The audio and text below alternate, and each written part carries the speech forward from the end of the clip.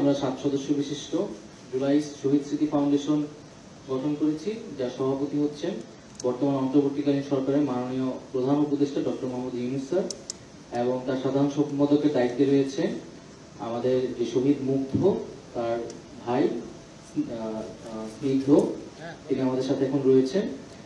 আমরা এই শহীদ স্মৃতি ফাউন্ডেশনের পক্ষ থেকে কিছু উদ্যোগ নিচ্ছি, সেজন্য মূলত আজকে সংবাদ সম্মেলনটি।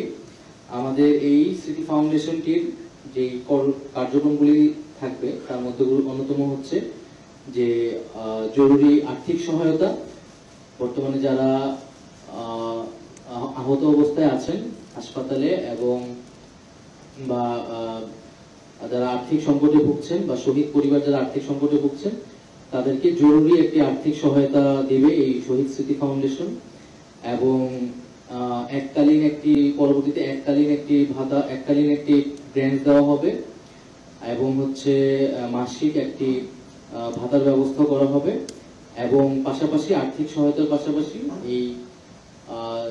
এই যে অভ্যুত্থান, সেই অভ্যুত্থানের যে আর্কাইভিংটি করা, ডকুমেন্টেশনটি করা, তার স্মৃতি, তাদের এই অভ্যুত্থানের স্মৃতি ধরে রাখা, শহীদদের স্মৃতি ধরে রাখা, তাদের আদর্শকে বাস্তবায়ন করা, লং টার্ম দীর্ঘমেয়াদী তাদেরকে পুনর্বাসনের ক্ষেত্রে তাদের পরিবার এবং আহত যারা রয়েছে সেক্ষেত্রে সহায়তা করা, mental health and counselling service করা, যারা এই অভ্যুত্থানে অংশগ্রহণ করেছে, আহত এবং যারা শহীদ হয়েছে তার সকলের পরিবার একটা ট্রমার ভিতরে আমরা আছি, সেটার জন্য মেন্টাল হেলথ কাউন্সিলিং করা হবে, এবং গ্লোবাল অ্যাডভোকেসি এন্ড অ্যাওয়ারনেস করা হবে, যে বৈশ্বিক একটা প্রচারণা এই ফাউন্ডেশনের পক্ষ থেকে করা হবে এই অভ্যুত্থানের যে ডকুমেন্টেশন গুলো আছে সেগুলো প্রচারের মাধ্যমে।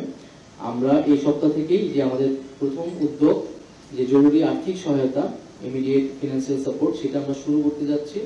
তো সেটার প্রথম উদ্যোগ হিসেবে আমাদের হচ্ছে আজকে অন্তর্বর্তীকালীন সরকারের পক্ষ থেকে সরকারের মাননীয় প্রধান উপদেষ্টার ত্রাণ ও কল্যাণ তহবিল থেকে 100 কোটি টাকার একটি ফান্ড এই জুলাই শহীদ স্মৃতি ফাউন্ডেশনে অনুদান হিসেবে দেওয়া হয়েছে, এবং এটি মূলত একটি স্বাধীন ফাউন্ডেশন, এখানে যে কেউ কন্ট্রিবিউট করতে পারবে। আমরা দেশে এবং দেশের বাইরে সকলের কাছে আহ্বান জানাচ্ছি এই ফাউন্ডেশনে ডোনেট করার জন্য, যাতে আমরা এই যে আমাদের যে উদ্যোগগুলো সেই উদ্যোগগুলো আমরা সফলভাবে বাস্তবায়ন করতে পারি এবং শহীদ পরিবারদের পাশে দাঁড়াতে পারি। আরেকটি বিষয় ক্লিয়ার করার জন্য বলছি যে প্রধান উপদেষ্টা ত্রাণ ও কল্যাণ তহবিল যেটা, সেখানে কিন্তু বন্যার্তদের জন্য যেই ডোনেশন গুলো আসছে বা যেই আমরা বন্যার্তদের জন্য যে উদ্যোগগুলো নিচ্ছি দীর্ঘমেয়াদী সেখানে পুনর্বাসন, সেটি কিন্তু আলাদা, এটার থেকে সেটি আলাদা। এবং যে এর বাইরে প্রধান উপদেষ্টা চাইলে যে কোনো খাতে ডোনেট করতে পারেন, সেই জায়গা থেকে এই ফাউন্ডেশনের অনুদানটি আমরা সরকারের ত্রাণ তহবিল থেকে উদ্যোগ শুরু করলাম। এখন আমরা সবার কাছেই, আমাদের যারা আছেন সবার কাছেই ডোনেশনের জন্য আহ্বান জানাচ্ছি, এবং সরকারের জায়গা থেকেও বিভিন্ন উদ্যোগ যেগুলো আছে সেটা আলাদাভাবে চলতে থাকবে। আবার ফাউন্ডেশনের পক্ষ থেকেও আমরা মূলত যে কাজগুলো বললাম সেই কাজগুলো চলতে থাকবে। আমরা আজকেই মাননীয় প্রধান উপদেষ্টা মহোদয়ের থেকে আমরা 100 কোটি টাকার যে চেকটা সেটা রিসিভ করেছি, এবং আমি অনুরোধ করব পুরো দেশবাসীকে এবং দেশের বাইরেও যারা আছেন, আপনাদের দান আমাদের ফাউন্ডেশনের জন্য খুবই গুরুত্বপূর্ণ। কারণ যারা ইতিমধ্যে আহত অবস্থায় আছে, যারা ক্রিটিক্যাল অবস্থায় আছে, তাদের চিকিৎসাটা খুব দ্রুত শুরু করা আমাদের জন্য খুবই ইম্পর্টেন্ট। কারণ চিকিৎসা যত লেট হবে, বিলম্ব হবে, তাদের আহত পরিমাণটা তত আরো বাড়বে। তো আমার সকলের কাছে একটা রিকোয়েস্ট, আপনারা সকলেই যত দ্রুত সম্ভব আমাদের ফান্ডের পাশে এসে দাঁড়ান এবং আমাদের ফান্ডে দান করা শুরু করুন। প্রাথমিক যে তালিকা সেটি তো করা হয়েছে, আমরা তো এর আগে যেটা বলেছিলাম যে 20,000 প্লাস হচ্ছে আহত। হ্যাঁ, একুরেটটা হয়তো আমি এই মুহূর্তে বলতে পারতেছি না, আপনাদের কাছে প্রয়োজনে আমি পাঠিয়ে দিব। আহত হচ্ছে 20,000 প্লাস, এটা হচ্ছে স্বাস্থ্য মন্ত্রণালয় থেকে যেই কমিটিটা করা হয়েছে। আর শহীদদের সংখ্যাটা হচ্ছে 800 কাছাকাছি, প্রায় 800 বলবো। এখন মূলত ওই তাদের পরিবারের সাথে যে যোগাযোগটা, সেই যোগাযোগটা করা হচ্ছে, সেটিও প্রায় শেষের দিকে। 700-র মতো আমরা যোগাযোগ করতে পেরেছি এখন পর্যন্ত। আর আমরা এই সম্পূর্ণ যোগাযোগটা সম্পূর্ণ হলে আমাদের যে স্মরণ সভার কাজটি ছিল সেটা মোটামুটি তো প্রস্তুতি নেওয়া আছে, সেই স্মরণ সভাটি সরকারের জায়গা থেকে হবে। ধন্যবাদ। আমি কিন্তু গত পরশু দিনও ঢাকা মেডিকেলে পিজিতে গিয়েছিলাম।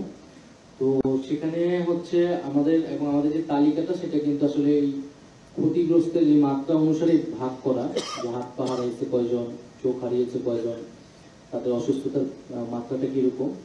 তো যারা চোখ হারিয়েছে তাদের জন্য একটা বিশেষ মেডিকেল টিম কিন্তু বাইরে থেকে আনার চেষ্টা করা হচ্ছে, পরিকল্পনা করা হচ্ছে, যাতে দৃষ্টিশক্তি আমরা যতটা সম্ভব ফিরাতে পারি সেজন্য।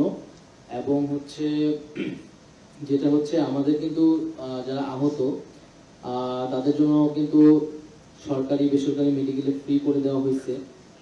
এবং যেটা হচ্ছে যে তাদের পারিবারিক আর্থিক সংকট তৈরি হয়েছে, সেই জন্য তাদের সহায়তাটা দরকার হচ্ছে। পাশাপাশি আরো বিভিন্ন সামাজিক সংগঠন, বৈষম্যবিরোধী ছাত্র আন্দোলনের পক্ষ থেকেও সহায়তা করা হচ্ছে।